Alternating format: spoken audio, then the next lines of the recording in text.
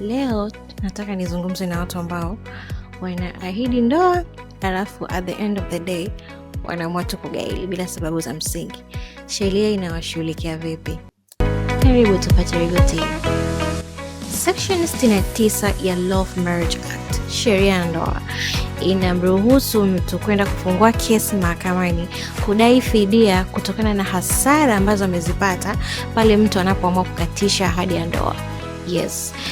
Mahakama haimlazimishi mtu kuoa wala haikulazimishi ukaolewe. No. Sheria is not a matchmaking app. No forced marriage here. Lakini itakusaidia kulipata fidia ya zile hasara ambazo umepata kutokana na maandalizi ya ndoa yenu. Hakikisha ni hasara za maandalizi ya harusi yenu.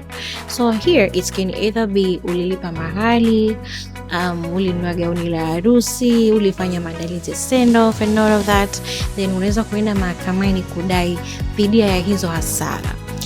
Lakini hapa sheria imeweka time limitation, yani muda wa kufungua kesi. Na hapa imeangalia kwamba haitakiwi kuzidi mwaka mmoja.